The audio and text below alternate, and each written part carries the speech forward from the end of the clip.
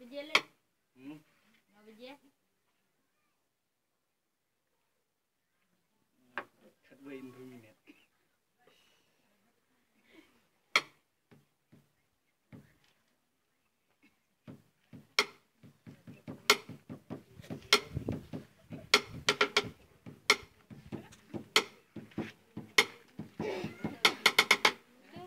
Layak sah. Ya dah cut way. Irit meh. Dalam sebeh. Dah berisi cok yang nampak on.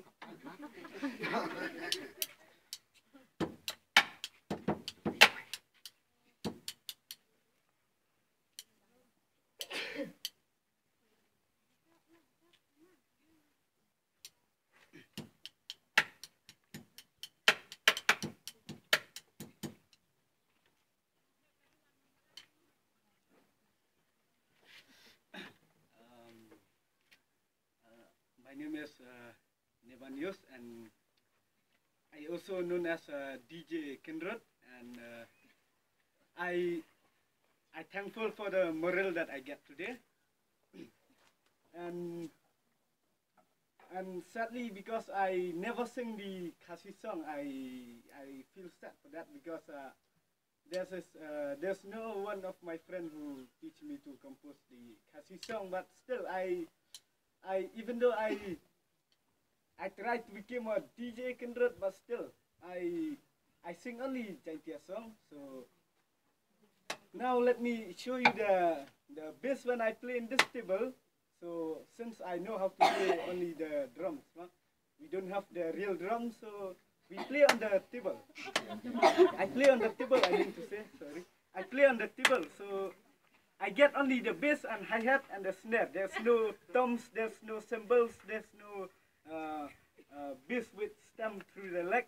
I get the bass through hand and the hi-hat and the snare. I mean snare and the hi-hat. So when we play the bass and the snare first.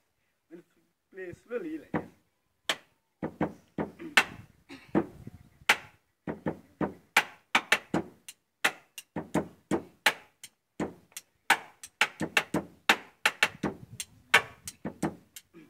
So these are the three parts of the drums that I get only on the table.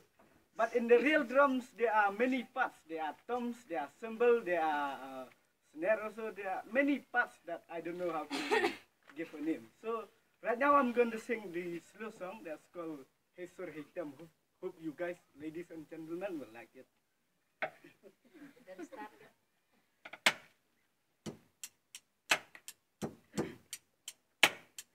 Berkat bayi ini pertai, jar isam ibentai ublai. Sendat ngau oya kisuwatai, surwabang isuwarwai.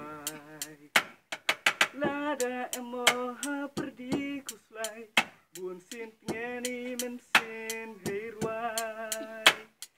Lada isngau si nejen jarwan cho hey sur hey tam biar lut waro. Sur najngai kta hey mesin yungai kat irwai wum amwa tampaya.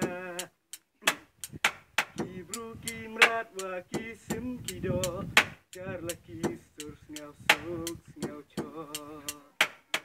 Lada emoha perdi kuslai, bun sin ngeni mensin hirwai.